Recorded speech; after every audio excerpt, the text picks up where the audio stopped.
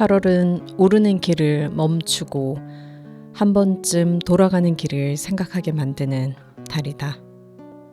피는 꽃이 지는 꽃을 만나듯 가는 파도가 오는 파도를 만나듯 인생이란 가는 것이 또한 오는 것. 풀섭의 산날이 초롱꽃이 한창인데 세상은 온통 초록으로 법석이는데 8월은 정상에 오르기 전 한 번쯤 녹음에 지쳐 단풍이 드는 가을산을 생각하는 달이다. 오세영님의 8월의 시입니다. 안녕하세요. 밤의 산책 밤지기 소풍입니다. 지난 한 주는 어떻게 보내셨나요? 저는 지난 한 주도 매우 바쁜 한 주를 보냈습니다. 아마 8월, 9월 하반기 이어서도 계속 하루하루 바쁜 일정들이 기다리고 있을 것 같은데요. 모두 건강들 잘 챙기시고요. 어느덧 이제 가을이 또 다가오는 계절인 것 같습니다. 또 아름다운 계절을 맞이하여 또 하루하루를 보내보도록 할게요. 오늘은 앵무새 죽이기 12화를 낭독해 드리려고 합니다. 네, 지난 회차에 이어서 오늘은 또 어떤 일들이 기다리고 있을지 그럼 우리 함께 만나보겠습니다. 보기 드물게 근엄한 표정을 한 주민들도 마차를 타고 나타났습니다. 그들이 여름꽃으로 활활 불타고 있는 모디 애킨스 아줌마의 마당을 가리키고 있을 때 아줌마가 마침 현관으로 나오셨습니다. 모디 아줌마에게는 좀 이상한 구석이 있었습니다. 현관에 있는 아줌마는 너무 멀어서 표정이 또렷이 보이지는 않았지만 우리는 늘 아줌마가 어떻게 서 있느냐에 따라 아줌마의 기본 상태를 알아낼 수 있었습니다. 그때 아줌마는 팔짱을 끼고 어깨를 약간 내리고 고개를 한쪽으로 기울인 채 햇빛의 안격을 반짝이며 서 계셨습니다. 그렇다면 아줌마는 가장 아기를 품은 웃음을 띠고 있다는 것을 알 수 있었습니다. 마차를 몰던 사람이 노새를 늦추자 한 여자가 날카롭게 소리를 질렀습니다. 허영을 쫓는 자는 어두움 중에 가니라. 그러자 모디 아줌마가 대답했습니다. 즐거운 마음은 얼굴을 빛나게 하는도다. 마차를 몰던 사람이 노새를 빨리 몰아가는 동안 세죽 침례 교도들은 아마도 자신에게 유리하도록 성서를 인용한다고 추측했을 겁니다. 왜 그들이 모디 아줌마의 마당을 끔찍히 싫어하는지 나로서는 알 수 없는 수수께끼였습니다. 낮 시간을 밖에서 보내는 사람치고 모디 아줌마의 성서 지식은 그야말로 놀라웠기 때문에 더더욱 그랬습니다. 오늘 법정에 오전에 가실 생각이세요? 오빠가 여쭤봤습니다. 우리는 어느덧 아줌마네 쪽으로 어슬렁 걸어왔던 겁니다. 아니, 오늘 아침엔 볼 일이 하나도 없어. 아줌마가 대답하셨습니다. 구경하러도 안 가세요? 딜이 물었습니다. 안 간다니까. 불쌍한 한 인간의 목숨을 두고 재판하는 것을 지켜본다는 건 병적인 일이야. 저 사람들 좀 봐라. 마치 로마의 카니발 같구나. 모디 아줌마, 그 사람을 공개적으로 재판해야 해요. 그렇지 않으면 공정하지가 않죠. 내가 말했습니다. 그건 나도 알고 있어. 공개적으로 재판을 연다고 해서 내가 꼭 참석해야 할 필요까지는 없겠지? 아줌마가 대답하셨습니다. 바로 그때 스테퍼니 크로포드 아줌마가 옆에 다가오셨습니다. 모자를 쓰고 장갑을 끼고 계셨습니다. 아줌마가 말했습니다. 저 사람들 좀 봐. 윌리엄 제닝스 브라이언이 연설이라도 하는 줄 알겠네. 스테퍼니 지금 어디 가는 중이야? 모디 아줌마가 물으셨습니다. 지트니 정글 슈퍼에 가는 중이지. 모디 아줌마는 스테퍼니 아줌마가 모자를 쓰고 지트니 정글에 가는 것을 평생 한 번도 본 적이 없다고 말씀하셨습니다. 근데 말이야, 에티커스가 어떻게 하나 법정을 잠깐 들여다보려고 스테퍼니 아줌마가 말씀하셨습니다. 에티커스한테 소환장 받지 않도록 조심해. 우리는 모디 아줌마에게 좀 더 자세히 설명해 달라고 부탁드렸습니다. 스테퍼니 아줌마가 그 사건에 대해 너무 많은 걸 알고 있어 보이기 때문에 증인으로 소환될지도 모른다고 모디 아줌마가 말해 주셨습니다. 우리는 아빠가 점심을 드시러 집에 오신 정오까지 그럭저럭 견뎌냈습니다. 아빠는 오전 내내 배심원을 선정했다고 하셨습니다. 점심을 먹은 뒤 우리는 디를 불러내 같이 읍내에 갔습니다. 마치 축제날 같았습니다. 공공장소에서는 노새와 마차가 나무마다 모두 매여 있어 짐승 한 마리 더 메워둘 말뚝도 없었습니다. 법원 광장은 신문지를 깔고 앉아서 과일병에 든 따뜻한 우유를 마시며 시럽 바른 비스킷을 삼키는 소풍객들로 가득했습니다. 어떤 사람은 차디차게 식은 닭과 튀긴 돼지고기로 뜯고 있었습니다. 좀 잘 사는 사람들은 잡화점에서 산 정구 모양의 병에 담긴 코카콜라와 함께 음식을 먹고 있었고요. 기름때가 묻은 애들은 어른들 틈에서 놀고 있었고 갓난아이들은 엄마의 젖가슴에 붙어 점심을 먹고 있었습니다. 멀리 광장 목퉁이에는 흑인들이 정어리와 크래커 그리고 좀 더 맛이 강한 네이콜라로 식사를 하며 조용히 앉아 있었습니다. 돌퍼스 레이먼드 아저씨도 그들과 함께 앉아 계셨고요.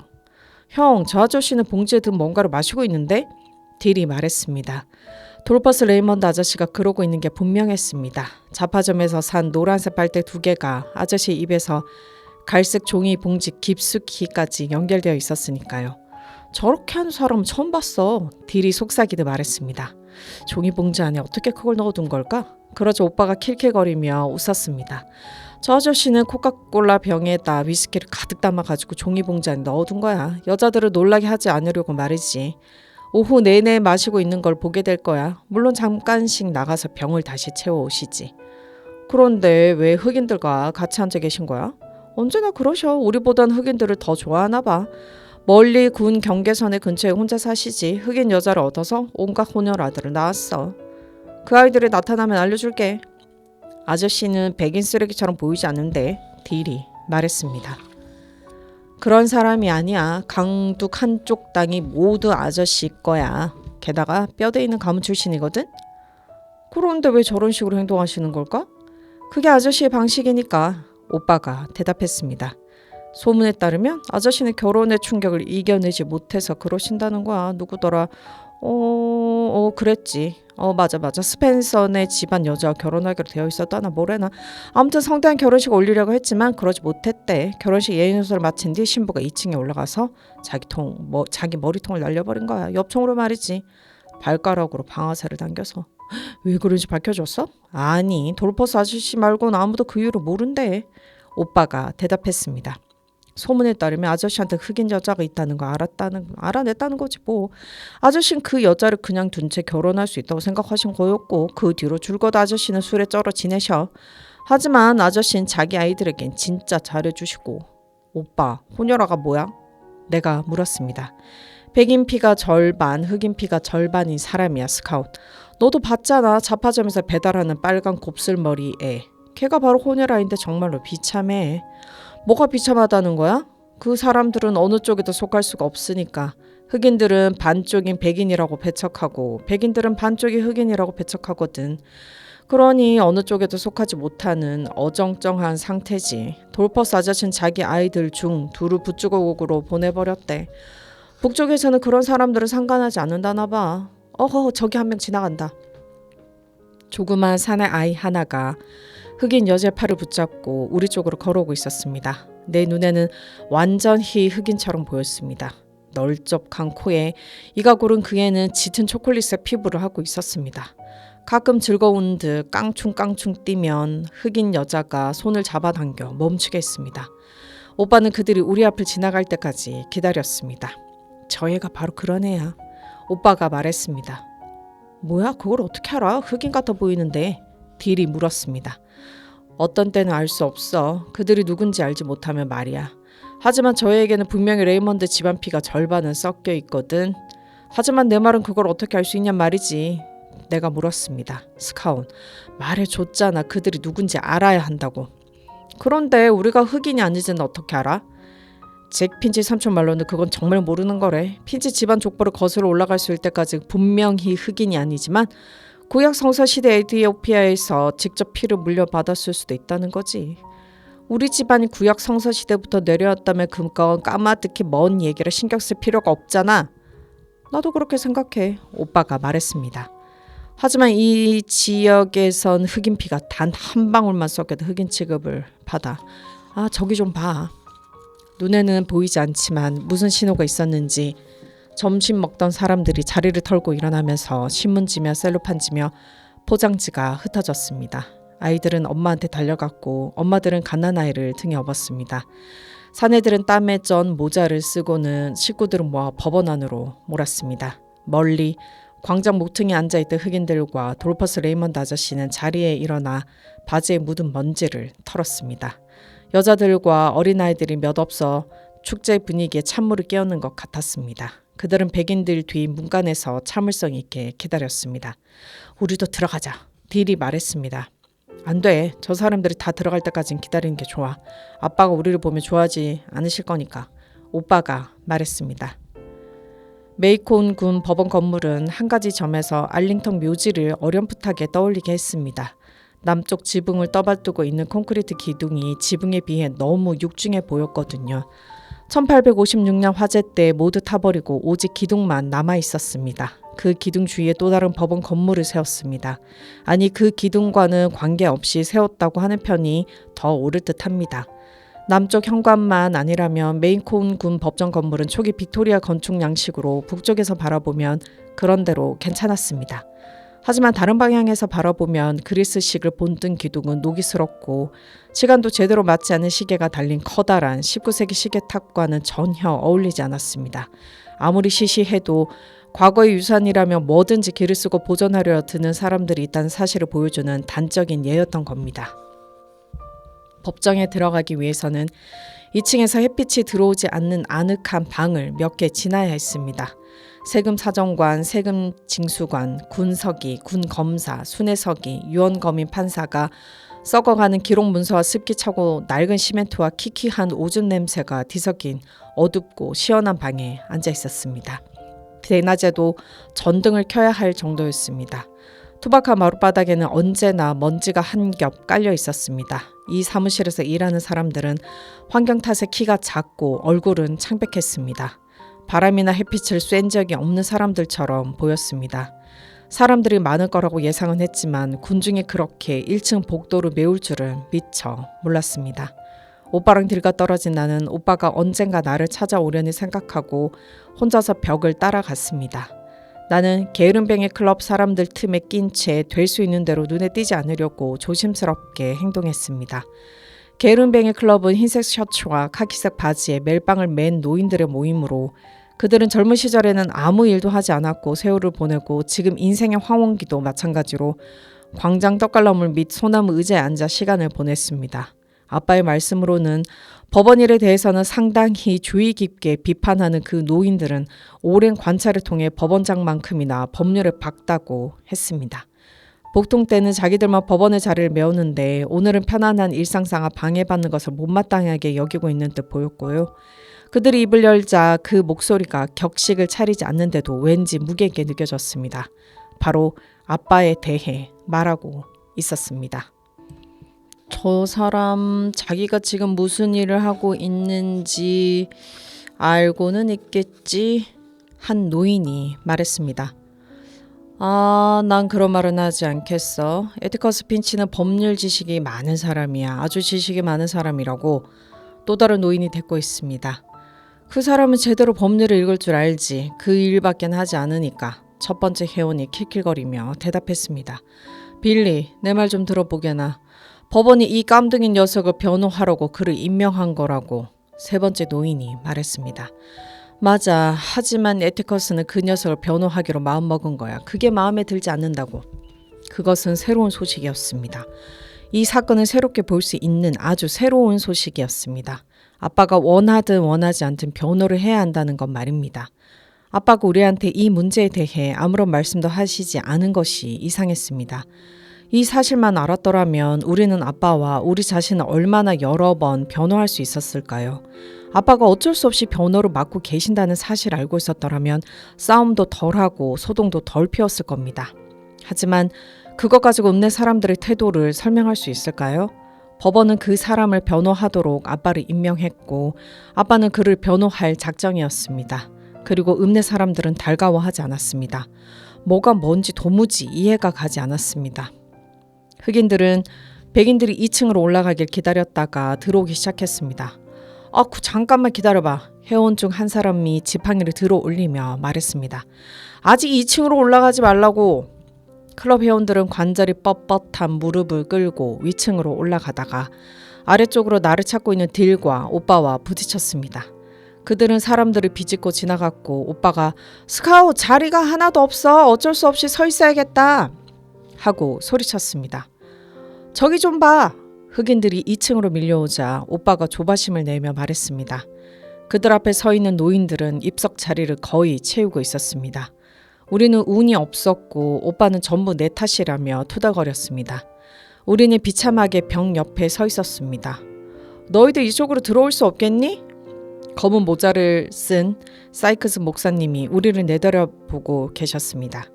목사님 안녕하세요. 그럴 수가 없어요. 여기는 스카웃이 모든 걸 엉망으로 만들어버렸거든요.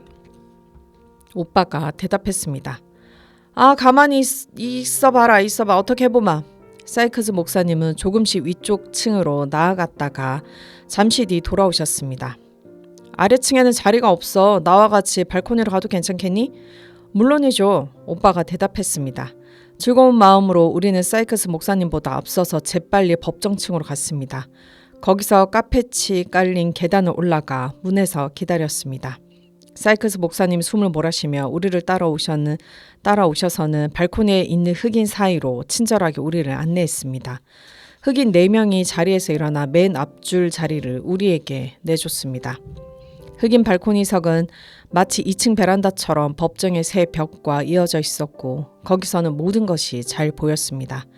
배심원들이 긴 창문 밑 왼쪽 편에 앉아 있었습니다. 햇볕을 그리고 깡마른 그 사람들은 하나같이 시골 농부처럼 보였는데 이는 당연했습니다. 읍내 사람들은 배심원 자리를 거부하거나 이 핑계 저 핑계를 대고 뒤로 빠졌기 때문에 좀처럼 배심원석에 볼 수 없었거든요. 배심원 중 한둘은 정장 차림을 한 커닝햄 집안 사람들처럼 보이기도 했고요. 그들은 허리를 펴고 긴장한 모습으로 앉아 있었습니다.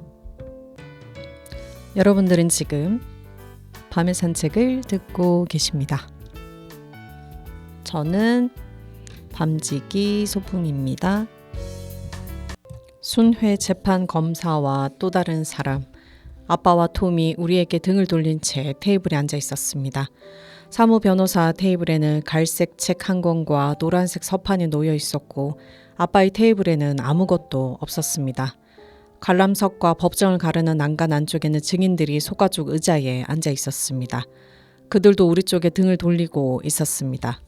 판사석에 앉아있는 테일러 판사님은 마치 졸고 있는 늙은 상어처럼 보였습니다.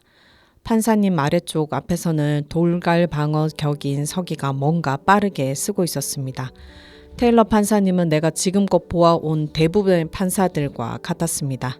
백발에다 얼굴이 불그스레하고 상냥한 모습을 하고 있었는데 놀랄 만큼 격식을 차리지 않고 재판을 진행하시는 분이었습니다. 가끔 책상에 두 다리를 올려놓으시는가 하면 어떤 때는 주머니 칼로 손톱을 파기도 했습니다. 형평재정 심리가 지루하게 진행될 때 특히 점심을 먹은 뒤에는 졸고 있는 것 같았습니다. 언젠가 한번 변호사가 판사님을 깨우러 일부러 책 더미를 밀어 떨어뜨렸는데 그 졸린 듯한 인상이 말끔히 사라져 버렸습니다. 그리고 눈을 뜨지도 않은 채 테일러 판사님은 히틀리 씨 다시 그랬다가는 $100 벌금을 내게 될 거요 하고 나지막하게 말씀하신 겁니다.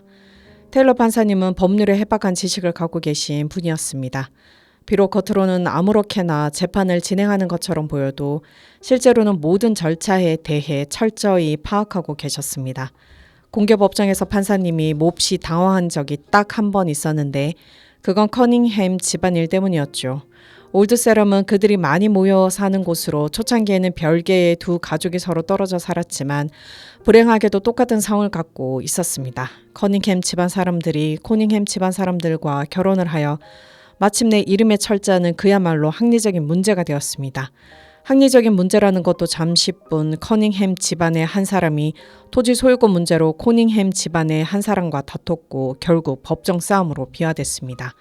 이 문제로 다투는 동안 짐스 커닝햄은 자기 어머니가 소유권 등기부 등본에 커닝햄이라고 표기했지만 실제로는 코닝햄이라고 증언을 했습니다.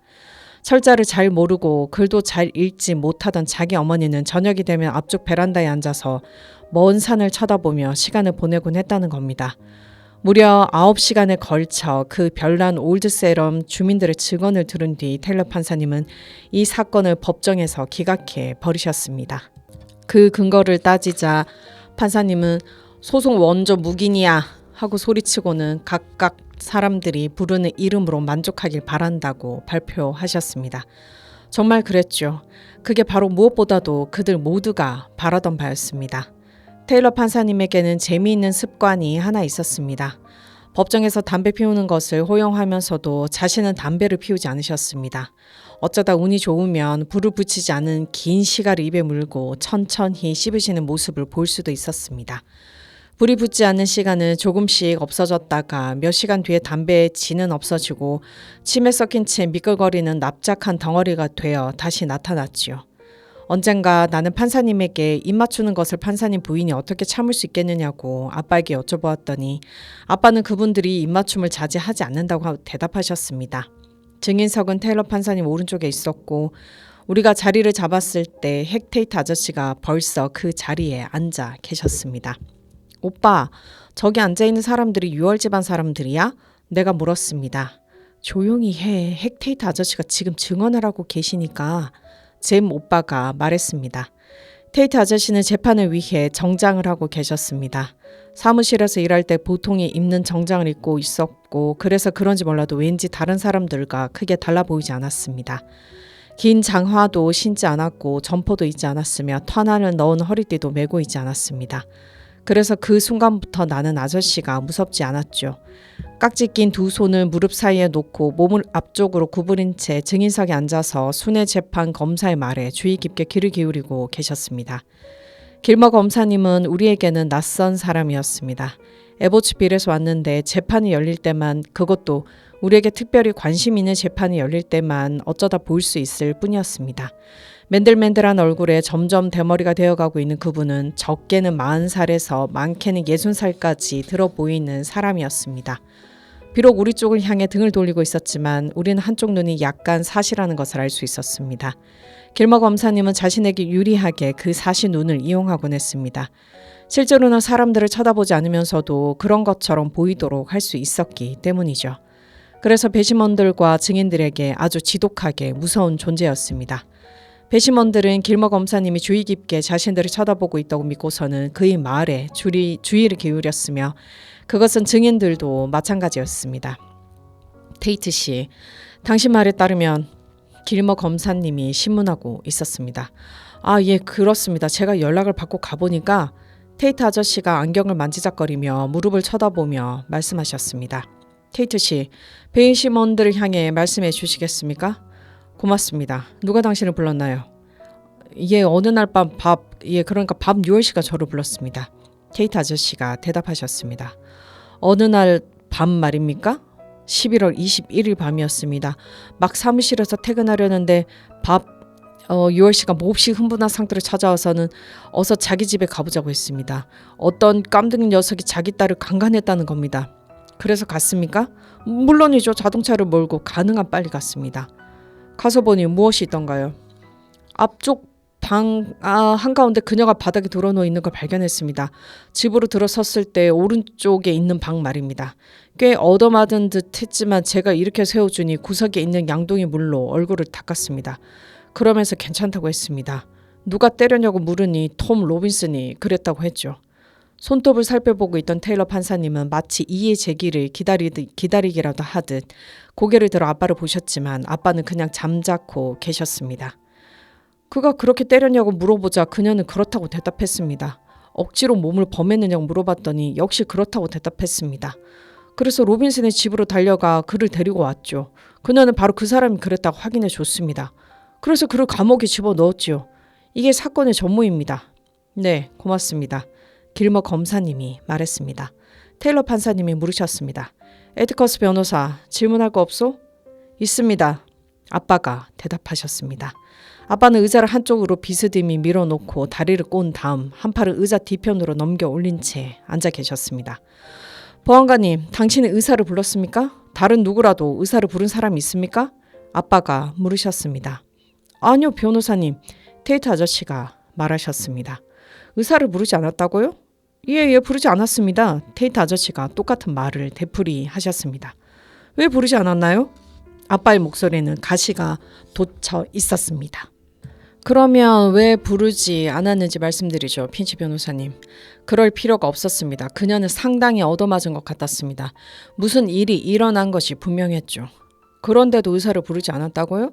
보안관님이 현장에 있는 동안 의사를 불렀거나 의사를 데려왔거나 또는 그 여자를 의사한테 데리고 간 사람이 있었습니까?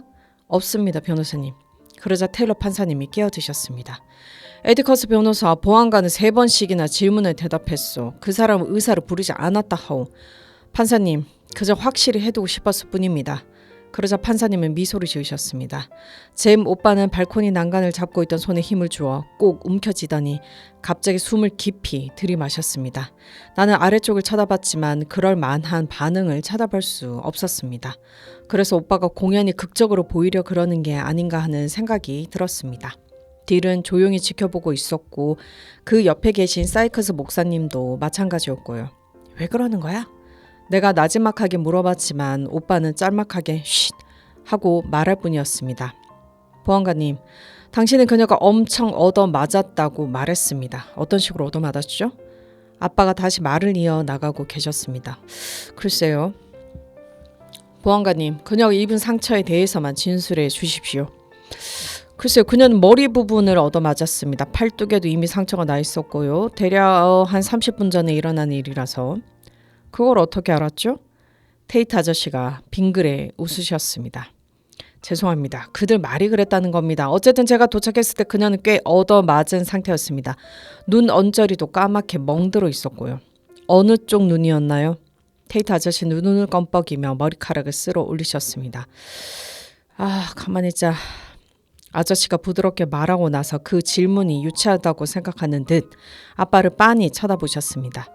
기억이 나지 않나요? 아빠가 물으셨습니다.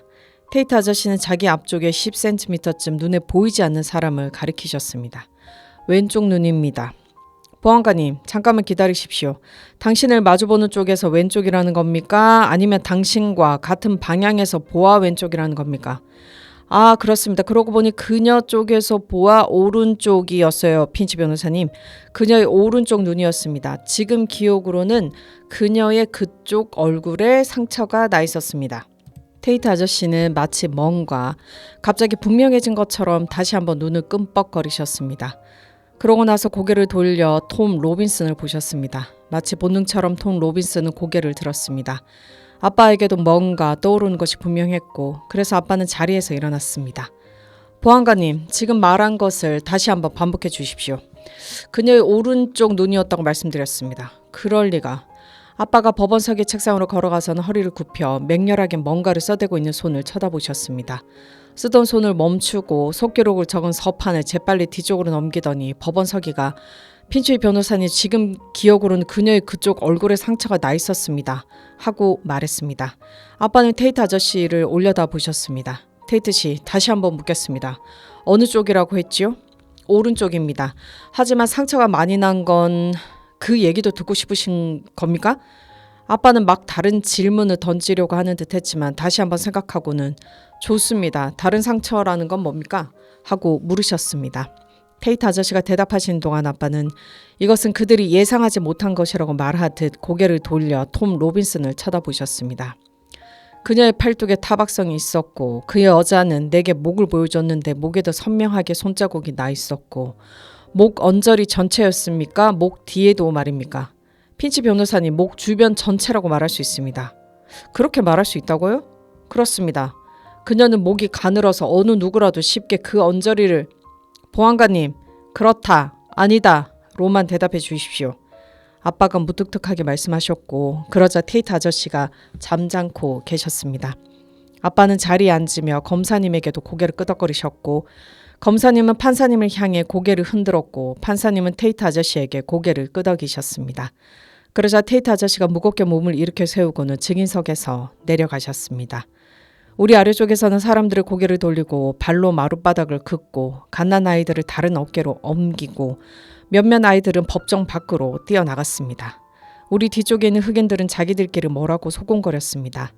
디리 사이크스 목사님에게 왜 그러냐고 묻자 잘 모르겠다고 대답하셨습니다. 지금까지는 너무도 재미가 없어 지루했습니다. 어느 누구도 크게 소리 지른 사람도 없었고 피고와 원고를 맡은 검사와 변호사 사이에 치열한 공방도 없었으며 어떤 극적인 장면도 없었습니다. 한마디로 참석한 모든 사람들에게 그야말로 실망스럽게 짝이 없어 보였지요. 아빠는 마치 소유권 소송을 처리하는 것처럼 조용하게 변호를 이끌어 가셨습니다. 폭풍과 이는 바다도 잠잠하게 할 수 있는 무한한 능력을 가지고 있는 아빠이건만 강간 사건을 마치 목사님 설교처럼 재미없게 만들어 버리실 수도 있었던 겁니다. 퀴퀴한 술 냄새와 농간의 헛간 냄새, 졸린 듯 개슴츠레한 눈에 무뚝뚝한 사내들. 핀치 변호사님, 그 사람들이 돌아갔나요? 하고 한밤에 묻던 신 목소리에 대한 공포도 내 마음속에서 모두 사라져 버렸습니다. 우리의 악몽은 대낮의 빛과 함께 사라져 버렸고 이제 모든 일이 제대로 풀릴 것 같았습니다. 오빠 한 사람을 빼놓고는 방청객 모두가 테일러 판사님처럼 긴장에 풀려 있었습니다. 오빠의 입은 일부러 반쯤 웃으려는 듯 일그러져 있었고 두 눈은 기쁨에 차 있었으며 확실한 증거에 관해 뭐라고 말했습니다. 내게는 그 모든 것이 뽐내고 있는 듯한 인상을 줄 뿐이었습니다. 로버트 E. 리뉴얼. 천둥 벼락처럼 맺힌 서기의 목소리를 듣고 수탉 같은 키 작은 사내가 자리에서 일어나 증인석으로 뒤뚱거리며 걸어 나갔습니다. 자기 이름을 부르는 것을 듣자 그의 목도리가 빨개졌습니다. 선서를 하려고 몸을 돌렸을 때 우리는 그의 얼굴도 목처럼 빨갛다는 것을 알 수 있었습니다. 그의 이름과는 조금도 닮지 않았다는 것도 알 수 있었습니다. 감은 지 얼마 안 된 적은 소재 머리털이 이마에 서 있었고 뾰족하고 가는 코는 반들거렸고 턱이라고 할 수 없는 작은 턱은 주름진 목의 일부처럼 보였습니다. 하나님 저를 도와주십시오. 그 사내가 수탉처럼 꼬르륵 소리를 내며 말했습니다. 매콤 크기의 읍들마다 유월지방 같은 집은 하나씩 있었습니다. 아무리 경계가 출렁거려도 그들의 주인은 조금도 달라지는 법이 없었습니다. 유월지방 같은 사람들은 경제가 호황일 때나 불황의 깊은 늪속으로 빠져 있을 때나 군의 손님처럼 살아갔습니다. 어떤 훈육관도 그 많은 자녀들을 학교에서 붙들어 놓을 수는 없었고 어떤 공중위생 담당관도 선천적인 질병이나 온갖 기생충 그리고 불결한 환경에서 생기는 병으로부터 그들을 구출해낼 재간이 없었습니다. 메이콘군의 유월 집안 사람들은 읍쓰레기장 뒤쪽 한때는 흑인 오두막이었던 집에서 살고 있었습니다. 오두막집의 판자벽은 여기저기 골함석으로 땜질을 했고 지붕은 판판하게 편 깡통으로 이었습니다. 그래서 전반적인 모습으로 봤을 땐 본래 설계를 가까스로 알아볼 수 있었습니다. 모든 방이 일자로 연결된 4개의 작은 방을 갖춘 이 네모난 오두막집은 울퉁불퉁한 석회암 4덩어리 위에 불안하게 놓여 있었습니다. 창문 이래 벽에 뚫어놓은 구멍으로 여름철에는 쓰레기장에서 번식하는 해충들을 막기 위해 기름 묻은 무명 천조각으로 틀어 막아 놓았습니다. 6월 집안 사람들이 날마다 쓰레기장을 철저히 뒤지는 바람에 해충들은 별로 먹을 것이 없었습니다. 그들이 밤에 노력해서 얻은 열매들, 그 열매는 먹을 수 없는 것이었죠. 때문에 오두막 주변은 마치 정신병에 걸린 아이의 놀이터처럼 보였습니다. 울타리처럼 보이는 것들은 나뭇가지와 빗자루, 연장 자루들을 얽어놓은 것이었습니다. 연장 자루 끝에는 하나같이 녹이 쓴 망치 대가리, 뻐더러니 같은 갈퀴 대가리, 삽, 도끼, 그리고 곡괭이들이 철조망 조각과 함께 매달려 있었습니다. 이런 바리케이트를 친 울타리 안에는 지저분한 마당이 있었고 그 마당에는 모델 T포트 자동차, 폐품, 버린 치과 의자, 낡은 아이스박스, 그 밖에 헌 구두, 낡은 식탁, 라디오, 그림 액자, 과일 항아리 같은 자질구레한 물건들이 어지럽게 놓여 있었습니다. 과일 항아리 밑에는 말라빠진 오렌지빛 닭들이 먹을 것이라고 생각하고 뭔가를 쪼아대고 있었습니다. 하지만 마당 한 구석의 모습은 메이콘 사람들을 당황하게 만들었습니다. 울타리 옆에 아름다운 붉은 제라늄이 이 빠진 에나멜 요관 6개에 담겨 나란히 한 줄로 놓여 있었기 때문이었죠. 모디에키스 아줌마가 아줌마네 꽃밭에 제라늄을 키우기로 마음먹는다면 쏟았을 법한 정성으로 가꾸어져 있었습니다. 사람들은 메이엘라 6월의 것이라고 했습니다. 그 오두막에는 도대체 몇 명이나 되는 아이들이 살고 있는지 알 수 없었습니다. 어떤 사람은 6이라고 말하고 또 어떤 사람은 9이라고 했고요. 그 집 앞을 지나다 보며 지저분한 얼굴을 한 애들 몇몇층 늘 창가에 있었습니다. 교회에서 구호품 바구니를 전해주는 크리스마스 때나 메이콤 시장의 크리스마스 트리와 쓰레기는 직접 치워서 청소 아저씨를 도와주자고 부탁할 때를 제외하고는 어느 누구도 그 집 앞을 지나갈 일이 없었습니다. 지난 크리스마스 때 아빠는 메이콤 시장의 권유에 따라 우리를 그곳에 데리고 가셨습니다. 쓰레기장을 지나 국도에서 갈라져 나온 더러운 길 하나가 유월 집안 사람들이 사는 곳으로 이어져 있었으며 그곳에서 한 450m쯤 떨어진 곳에 조그마한 흑인 거주 지역이 있었습니다. 국도로 돌아 나오거나 아니면 그 작은 길을 끝까지 따라가서 우회해야 했습니다. 대부분의 사람들은 흑인들을 앞마당에서 우회했습니다. 서리가 내린 11월 황혼 무렵 흑인 오두막집들은 굴뚝에서 옅은 파란 연기가 피어오르고 집 안에 피운 불로 문가는 호박색으로 달아올라 제법 말쓱하고 아늑해 보였습니다. 그 주위에는 닭고기, 황혼의 고기처럼 바삭바삭하게 튀긴 베이컨 같은 맛있는 냄새가 코를 찔렀습니다. 오빠랑 나는 다람쥐를 요리하는 건가 했지만 아빠처럼 시골에서 오래 산 사람은 주머니쥐와 토끼 요리라는 것을 알아챘지요. 유월 아저씨네 집 뒤로 돌아가면서 그 냄새가 사라졌습니다. 증인석에 서 있는 그 작은 사람이 근처 이웃들보다 조금이라도 나은 점이 있다면 재물 빗물에 아주 뜨거운 물로 빡빡 문지른다면 피부색이 희게 될 것이라는 사실뿐이었습니다. 로버트 유월 씨입니까? 길머 검사님이 신문을 시작했습니다. 예, 그렇습니다, 검사님. 증인이 답변했습니다. 길머 검사님의 등이 약간 뻣뻣해졌고 나는 그분이 안 됐다는 생각을 했습니다. 이에 대해서는 어쩌면 지금 설명하는 편이 좋을 것 같습니다. 나는 변호사의 아이들은 자기 부모들이 법정에서 열띤 논쟁을 벌이는 것을 보고 그릇된 생각을 갖게 된다는 말을 들은 적이 있습니다. 부모에 맞서 논쟁하는 상대방을 부모의 개인적인 적대자로 생각하고 고통을 받는다는 거죠. 하지만 첫 번째 휴정 시간에 논쟁을 벌이는 사람과 팔짱을 끼고 다정하게 법정을 나가는 모습을 보고 여간 놀라지 않는다는 겁니다. 하지만 오빠와 나는 달랐습니다. 우리는 아빠가 재판에서 이기거나 지는 것을 보아도 아무런 정신적 충격을 받지 않았습니다. 나는 이 점과 관련해 어떤 극적인 장면도 보여줄 수가 없어 아쉽습니다. 내가 그런 이야기를 쓴다면 그건 사실에서 벗어나는 것이 되겠죠. 하지만 우리는 언제 법정 논쟁이 전문적인 논쟁이라기보다는 날카롭게 상대방을 몰아세우는 싸움이 되는지 구별할 수 있었습니다. 그것은 어디까지나 아빠가 아닌 다른 변호사들을 지켜보았기 때문이죠. 나는 태어나서 지금껏 한 번도 아빠가 기머거리 증인에게 말할 때를 제외하고는 언성을 높이시는 것을 본 적이 없습니다.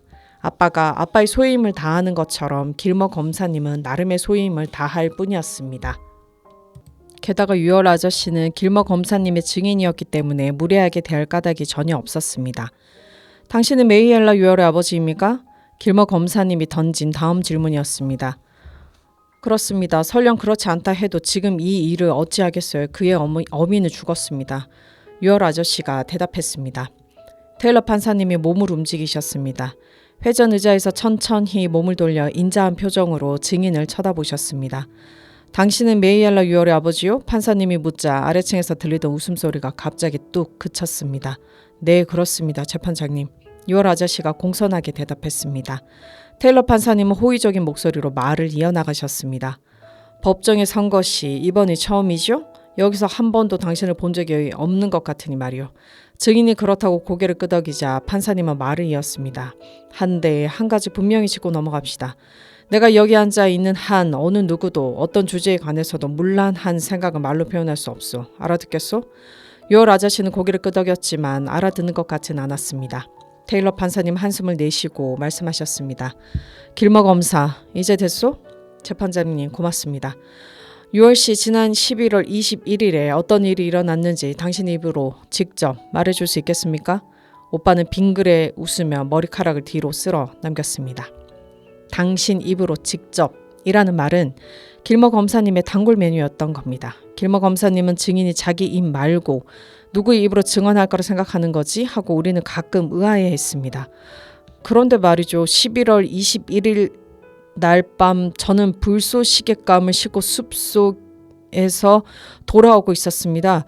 막 울타리에 이르렀는데 메이엘라가 집안에서 칼에 찔린 돼지처럼 소리를 질러대는 바람에 이때 테일러 판사님이 증인을 날카롭게 쏘아봤지만 그의 말에 악의가 없다고 판단하시고 다시 졸린 듯한 상태로 빠지셨습니다. 유월 씨, 그때가 몇 시였습니까? 해가 떨어지기 직전이었습니다. 메이엘러가 빌어먹을 만큼 엄청나게 소리를 질러대고 있다고 말씀드리던 차였죠. 판사님 또 한번 노려보자 유월 아저씨는 하던 말을 잠시 멈췄습니다. 그래서요. 그냥 소리를 지르고 있었나요? 길머 검사님이 물었습니다. 유월 아저씨는 당황한 표정으로 판사님을 쳐다봤습니다.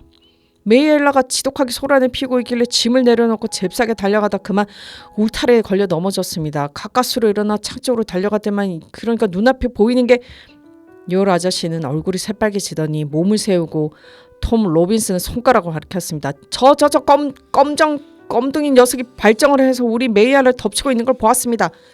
원래 테일러 판사님의 법정은 너무나 조용해서 의사봉을 쓸 일이 거의 없었지만 이때는 5분 동안이나 계속 의사봉을 두드려 대셨습니다. 아빠가 일어나 판사석에 가서 판사님께 뭐라고 말씀하셨고 메이콩군의 책임 보안관 자격으로 헥테이트 아저씨는 중간 복도에 서서 법정을 가득 메운 방청객들을 진정시키고 계셨습니다. 우리 뒤쪽에 있는 흑인들에게서는 비록 입을 틀어막긴 했지만 화가 난 듯한 신음소리가 들려왔습니다. 사이크스 목사님과 딜과 나를 가로질러 몸을 기울여 오빠의 팔꿈치를 잡아당기셨습니다. 미스터 잼, 미스 진 루이즈를 집으로 데려가는 게 좋겠다. 내 말 알아듣겠니? 그러자 오빠가 고개를 돌렸습니다. 스카웃 집에 가. 딜 너랑 스카웃은 집에 가 있어. 어디 그렇게 한번 만들어 보시지. 아빠가 자주 쓰시는 명언을 기억해 내서 내가 대답했습니다. 오빠는 산하게 나를 째려보고 나서 사이크스 목사님께 말했습니다. 괜찮을 거예요 목사님. 저희는 그래도 이해하지 못해요. 나는 심한 상처를 받았습니다. 분명히 알아들을 수 있어. 오빠가 이해하는 만큼 나도 이해할 수 있단 말이야. 저희는 이해 못해요 목사님. 아직 9살도 안 됐거든요. 사이크스 목사님의 검은 두 눈에 근심의 빛이 감돌았습니다. 핀치 변호사님 너희가 여기 와 있다는 거 알고 계시니? 이 재판은 진 루이지 양이나 너희 사내 아이들에게도 적절치 않거든? 오빠는 고개를 내저었습니다. 아빠는 이렇게 멀리는 보실 수 없어요. 목사님 괜찮아요. 나는 오빠가 이 길이라는 것을 알고 있었습니다. 그 무엇도 그때 오빠를 떠나도록 만들 수 없었기 때문이었죠. 딜과 나는 얼마 동안 안전했습니다. 하지만 아빠는 위쪽을 올려다 본다면 지금 있는 자리에서도 얼마든지 우리를 보실 수 있었습니다. 테일러 판사님 의사봉을 땅 하고 두드리자 유월 아저씨는 만족한 듯 자기 답변을 음미하며 증인석에 앉아 있었습니다. 한마디로 행복한 소풍객들을 긴장하고 나지막하게 중얼거리는 시무룩한 군중으로 만들어버린 것이죠. 군중은 점점 작아지는 의사봉 소리에 체면에 걸리고 있는 듯했습니다.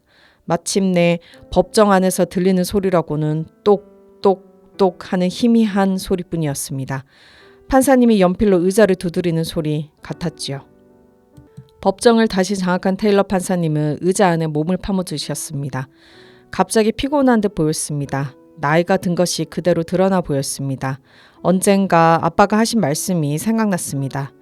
판사님과 사모님 입맞춤을 자주 하지 않는다는 말이요. 아마 70살 가까이 된 것 같았습니다. 이런 요청이 있었어. 테일러 판사님이 말씀하셨습니다. 방청객을 모두 내보내거나 적어도 여자들과 아이들은 내보내자는 것 말이요. 당분간은 그 요청을 받아들이지 않겠소. 일반적으로 말해서 사람들은 찾고자 하는 것을 보게 되고 귀를 기울이는 것을 듣게 되는 법이요. 그들의 아이들에게도 그것을 보여주고 들려줄 권리가 있소. 다만 한 가지만 확실히 해두고 싶소. 조용히 보고 조용히 듣길 바라오. 그렇지 않으면 이 법정에서 떠나야만 하오. 하지만 여러분 모두가 법정 모독죄를 범하기 전에는 그럴 일은 없을 거예요. 유월 씨, 가능하면 기독교인이 사용하는 어법의 범위 안에서 증언을 계속해 주시오. 자, 길머 검사 계속하시오. 유월 아저씨는 마치 기먹고 벙어리인 사람을 연상시켰습니다. 아저씨는 테일러 판사님이 자신에게 하시는 말을 한 번도 들어본 적 없는 게 분명했습니다. 입속으로 조용히 그 말들을 발음하려고 애썼기 때문입니다. 하지만 그 말의 의미는 곧 유월 아저씨 얼굴에 나타났습니다. 만족한 듯한 표정이 사라지고 그 대신 테일러 판사님은 절대 속지 않을 집요하고도 진지한 표정이 나타났죠. 유월 아저씨가 증인석에 있는 한 판사님은 마치 허튼 수작을 하려면 어디 해보라는 듯 눈을 아저씨에게 떼지 않으셨습니다. 길머 검사님과 아빠는 서로 시선을 주고받았습니다. 아빠가 다시 자리에 앉아 주먹을 뺨에 대고 계시는 바람에 우린 아빠의 얼굴을 볼 수가 없었습니다. 길머 검사님은 오히려 필사적으로 보였습니다. 테일러 판사님이 던진 질문을 듣자 길머 검사님이 긴장을 풀었습니다. 유월 씨, 피고가 당신의 딸과 성행을 하는 것을 봤습니까? 똑똑히 봤습니다, 검사님. 방청객들은 조용히 있었지만 피고는 뭐라고 말했습니다. 아빠가 그에게 뭐라고 속삭이자 톰 로빈슨은 다시 조용히 입을 다물었습니다. 창가에 있었다고 했죠? 길모 검사님이 심문했습니다. 네, 검사님. 땅에서 높이가 어느 정도 됐습니까?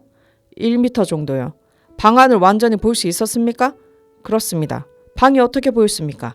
그게 싸움이 벌어진 듯 모든 게 엉망이었습니다. 피고로 봤을 때 어떻게 했습니까? 그게 말이죠. 집을 돌아서 들어가려고 했더니만 그 녀석은 앞문으로 달아나 버렸습니다. 하지만 그게 누구인지는 똑똑히 보았습니다.